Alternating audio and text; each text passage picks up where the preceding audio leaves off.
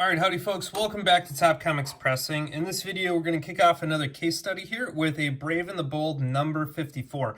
Now for those of you that are unaware, this is the very first team appearance of the original Teen Titans. So the Teen Titans that most individuals are familiar with is actually the reboot of the Teen Titans, which was a 1960s era saga mostly featuring Robin, Kid Flash, Aqualad, and Wonder Girl. And so those are kind of the original core. They got supplanted in what is now probably recognized as one of the best runs in modern comics with George Perez and Marv Wolfman's The New Teen Titans, which kicked off, I believe, in 1980. And that introduced the more recognizable characters such as Starfire and Cyborg and Raven. And so, but they merged with some of the classic Teen Titans that are here, mostly Robin, who then of course becomes Nightwing as Dick Grayson. So anyway, very, very popular, team up, probably one of the best of all time. And of course, 60s DC comics and high grade are hard to get, much like Marvel high grade comics from the 1960s. This one's coming to us prior CBCS graded 8.0, and so it's a really nice issue. You can go ahead and grab the grader notes there if you want. The primary one here that is grade limiting is actually going to be the foxing, and you can kind of see that right up in here. There's some light splotches on the light blue. And if you look down here, you can see a little bit in the gray, especially like right in there. You can kind of see that discoloration. So that's foxing coming on through where there's colors. And the grader notes specify that there's a lot of foxing on the back. So you can see all of that, all those kind of rust brown splotches in here, and especially along this part of the spine. Now these really intense spots like right here and right here are probably not going to come out all the way, but what we can hope to do is clear up these light patches, such as there and up here and along there. With our blue LED overlay treatment. So the other grader notes here say some spine stress lines with a few that break color, and indeed there's going to be one right there. We can see some right up here along the staples. There's one right there's a little light tick, maybe one more there along the bottom staple. So, overall, really nice shape except for that foxing. The third grader note says some corner wear and light edge wear. So you can see that there's a little bit there. So some of those are binary tears, some of that's actual damage. And I thought I saw a little bit of genuine corner edge wear up here along the back edge. So you can kind of see that. So all in all, I think if we removed or significantly lightened the majority of that foxing, hopefully this comic might get up to a 9.0 grade, so at least that's my internal target, is to bump it up to a 9. Importantly, the staples at the moment do look like they're secure. You can see that there's slightly enlarged staple holes there, but nothing too crazy. Just means somebody's opened it and tugged on the cover a little bit. Same there. The staples do show a little bit of age tarnish, but it's nothing too crazy. Let's see if you can see in there. It's still got some sparkle, and you can see a couple of dull spots there in the middle. So it's kind of shiny, dull, shiny as you kind of roll across that. So all in all, I think this one's within a shot of a 9.0. At a 9.0, you can have that light corner edge wear. You can have slight staple tarnish up to a 9.4, and you can have a couple of small spotches of foxing all the way up to a 9.4 as well. So I think that there's a lot on this issue that we could possibly improve. All right, and so I'm going to go ahead and give this one a quick set of photographs, and then we'll come on back and crack it out of the slab. All right, that's what it looks like when your phone falls off. That's recording. Let's try this again. Slide that on out. Check out to see how much foxing there is on the interior. So actually it doesn't look too bad on the inside. There's one really dark dab right there, but that's not too bad. All this is printer stuff, so I don't have to worry about that. It looks good all the way along there. Genuinely off-white pages, but not cream. Very, very light on any tanning if there is any. So there might be a little bit of something going on, but all in all, a very, very high grade comic.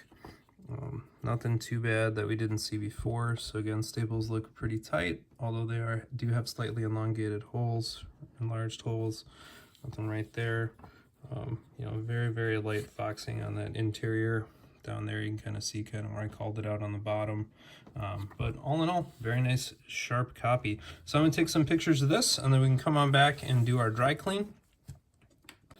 All right, we've got our standard dry cleaning goodies here, and I didn't really see a whole lot that needed dry cleaning on the front cover.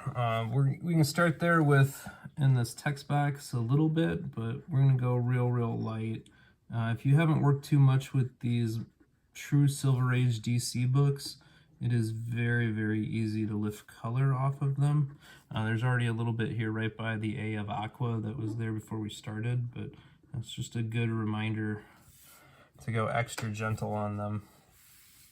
So we're gonna try to veer away from the colors a little bit more than we would because of the era of the book. Of course, one good place to tell if a book has been dry cleaned or not is down the rear spine. That is almost always where it's the dirtiest, and this book has not been thoroughly dry cleaned before, or at least not any time lately.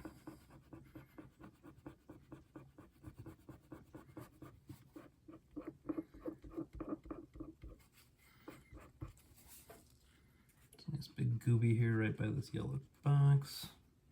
Just gonna grab my little bit more intense eraser there. I don't want to go under the black and the yellow, so this gives me a little bit more control over that dark line. And again, when dry cleaning, you want to aim for 95, 98%. Do not go for 100, especially on a book like this that's high grade, already in pretty nice shape, and you know, there's a lot more to lose than to gain by picking up those last few molecules of dirt. So due diligence, but if something's stubborn or if it's stuck or if it's in color, it's best just to let that roll.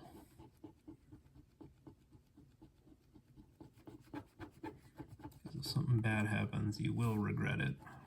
At least I do. Every time I cause a problem on a comic, I just get this stomach sinking, rock in your stomach, you know, soul crushing dread. Nobody wants that. Again, the fingers on my left hand are splayed and they're adding a lot of stability to the paper. Looks like there's a very small tear here, so we're going to be very careful. If you notice, the little bits of eraser coming off are quite black, so we are indeed getting a good amount of crud off of this comic book. But again, I'm using the fingers on my left hand just to make sure I don't snag it.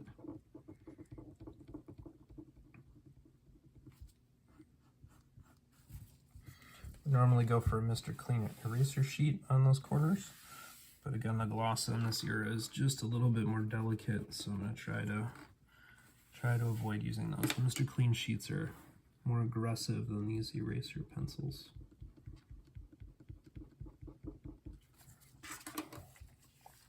The advantage of them, though, is you do not need anywhere near as much pressure to get the same level of cleaning.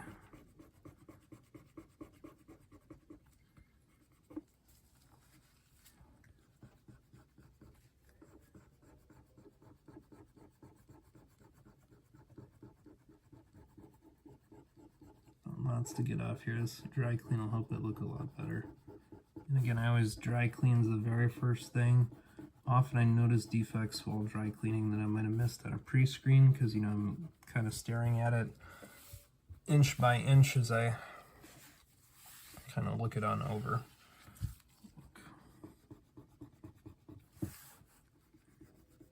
And you can do dry cleaning on some pretty delicate books.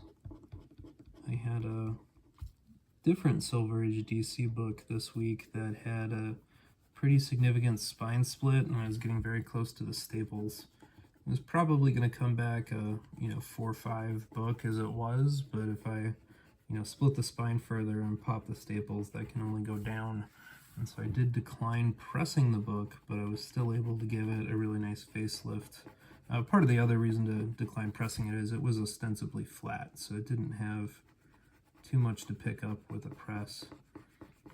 But it did have a lot to pick up with a dry clean, so I very diligently dry cleaned it. It took about 30 minutes. It was a very slow process because I did not want to make the staples or the spine split worse. But it looks a lot better, I think, after that work. This one's in a lot better structural shape. Again, we can just hit some of these small patches in here. This is actually yellow, so we want to avoid rubbing on that. It's kind of a weird creamy yellow, but it's clearly inked. So that might be it on here. All right, what we're going to do next on this book is we're going to give it our blue LED overlay treatment, which is my preferred method to approach foxing.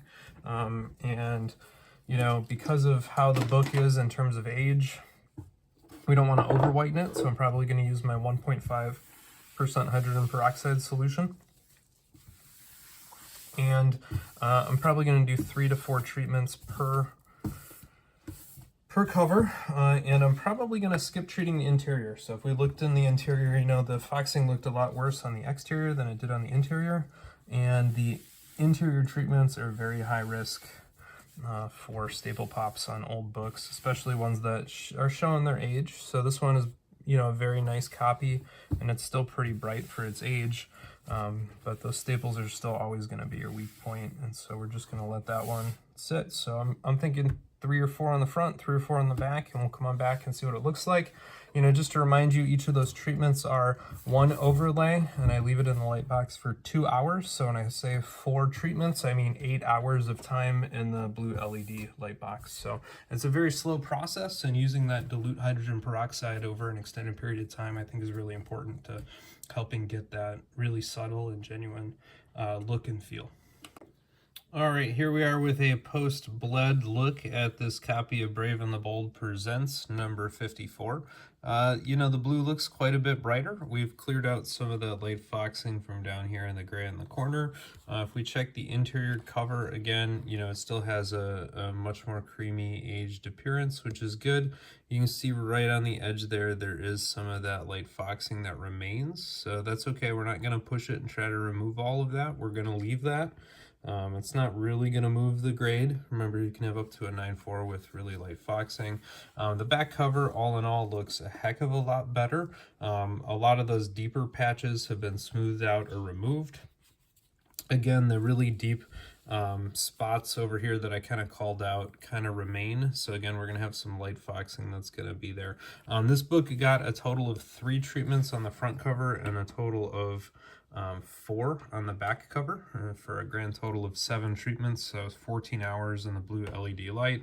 And as you can see, you know, it does look a lot better. We've removed a lot of that, those broader patches. The really intense dots, however, we're not going to fight. You could remove them with, say, a hop method or with prolonged and repeated treatment, but I think the risk benefit, particularly on a book like this that's already, you know, in really great shape for its age, it's just best left it, I think, in this condition, having picked up kind of the low-hanging fruit and making sure we've done it the best we can without risking pushing it too far or causing any permanent damage. This is a copy that any number of DC fans would be happy to have in their collection. All right, so we're going to go ahead and give this one our standard Silver Age press, backer board in the center, cardstock under the front and the back cover. We're going to squeeze it at 160 degrees for 15 minutes. We're going to use the hydration box as I have in the video, so check out that. If I remember, I'll put a link down in the comments. If not, just search humidity tank in the channel, and that one will bring you right there. All right, so stay tuned. All right, folks, one final look here at this Brave and the Bold. This thing looks super sharp. You know, it was a 8.0 off-white copy. I'm expecting this hopefully to come back with that roughly 9.0 CGC off-white pages. I don't think we're going to move the page quality on this. I think the interior was obviously off-white. You know, we have the same binary tear. There's some spine ticks. Staples look pretty good. There's those same staple kind of exaggerated holes we called out before. Bottom staples firmly attached.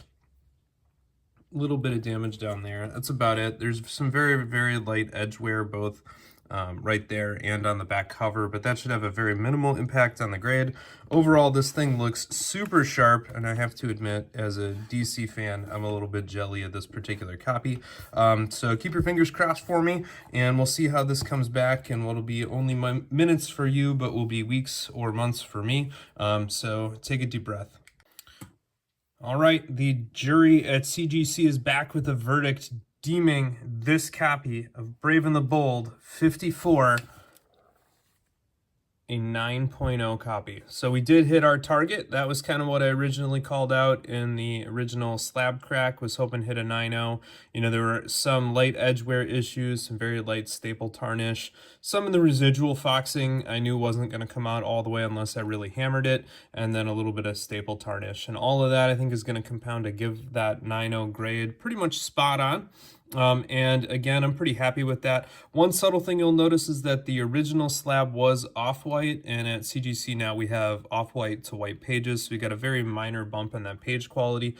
And again, we got that without doing any deliberate internal whitening of the comic book. It's just carryover from the cover and a little bit of the benefit of making the colors on the cover a little bit more vibrant. You know, it's in my opinion that page quality ends up being quite subjective, and it's not so surprising that a dingier copy might have been viewed slightly more harshly by the original CBCS grader. So this is one I'm putting a solid W in for. That's a heck of a bump on a Silver Age book, particularly one in very high grade. And of course, the higher that grade gets, the more difficult it is to make that next jump up, because any defect will start to hold it down. So in a lot of ways, it's easier to take a 6.0 book up to a 7 than it is to take an 8.0 book up to a 9. Again, defect depending. But a lot of defects will hold right away to a 9, including that edge and corner wear, which is what I think ultimately did it here. And so with that, hopefully you got your enjoyment out of this video. Please leave a thumbs up for the video. Click that subscribe button down below. Share the channel content with a friend. Leave a comment to share. And if you'd like, reach out on Facebook or Instagram. Take care, everybody.